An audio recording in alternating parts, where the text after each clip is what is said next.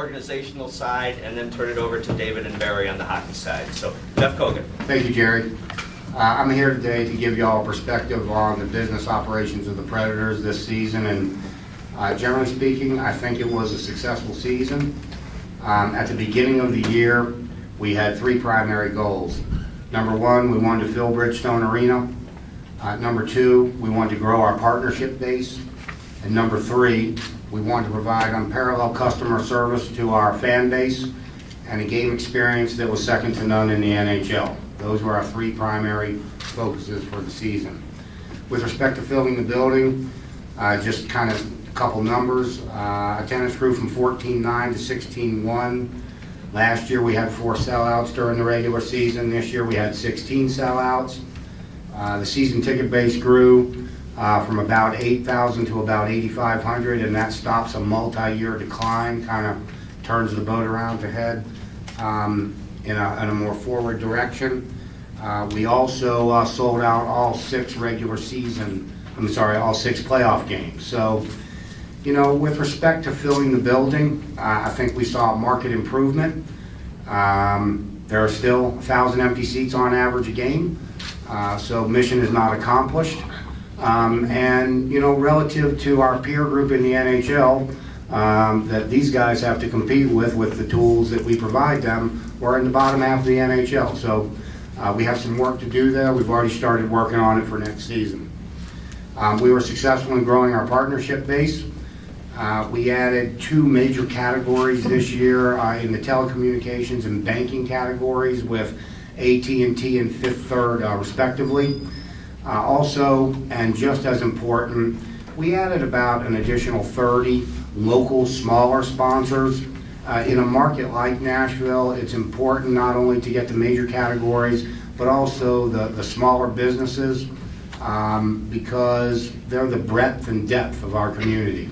And we were generally successful in doing that. Finally, with respect to our partnership base, I think the greatest accomplishment we achieved was how we approached them.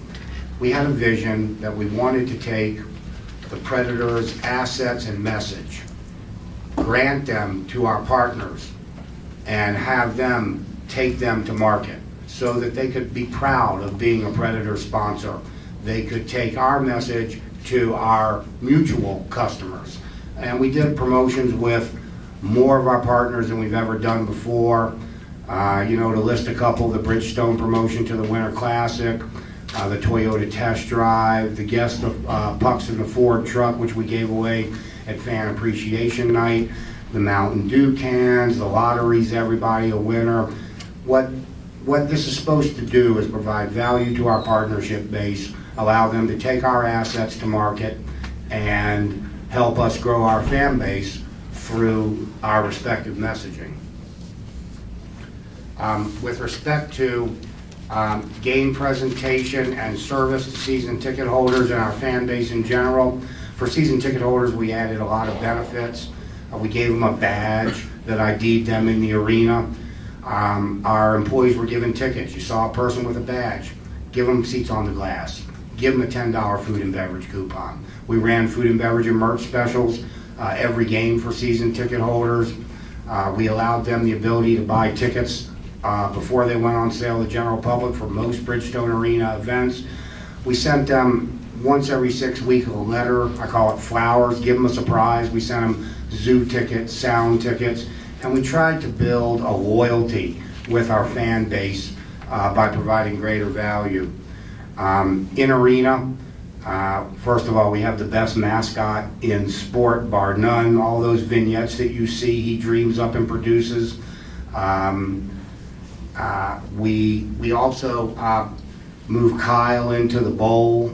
We think that added, but most importantly, Barry and David gave me the opportunity to meet with team leadership at the beginning of the season, and we talked, our internal term was helmets off. And we said we want to personalize you to our community and build that link between you as a person, because they know you as a player, and the fan base. And so we did 20, 25 player vignettes that we ran on the Megatron every game. We also expressed them onto our website. We also expressed them onto our broadcast. And I think we personalized our players. I think we created a greater bond between our players and our fan base, and I think that was a tremendous accomplishment. With respect to the facility, we opened up doors half an hour earlier to allow greater access and convenience for our fan base. We eliminated the rules that certain people couldn't go to the club level, certain people couldn't go to the club level restaurant.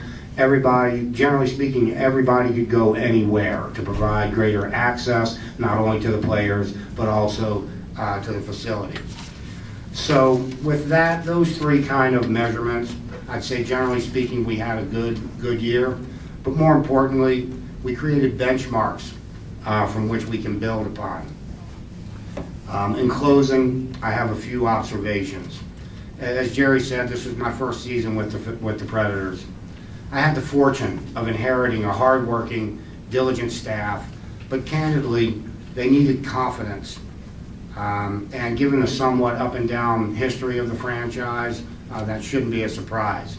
I think we've created a new culture in the front office, one that expects success, works passionately to achieve that success, and yes, takes some reward and gratification when we achieve that success. I have a favorite saying, Bob Gainey made me look like a genius. Well, the same can be said for these two gentlemen to my right. The job that David has done in building this franchise with the tools he's been provided is nothing short of remarkable.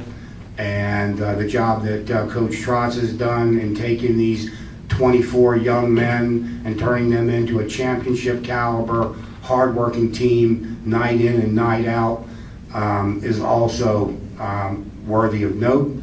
It obviously makes our job in the front office much easier when you have partners like this, and they're finally being recognized with their respective nominations. I'd also like to mention our ownership group.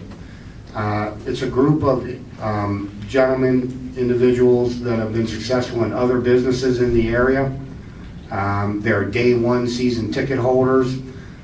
They bought the team to keep it from moving. They didn't buy it, to make money, if you will. They bought it truly to keep the Predators in Nashville for the Nashville community.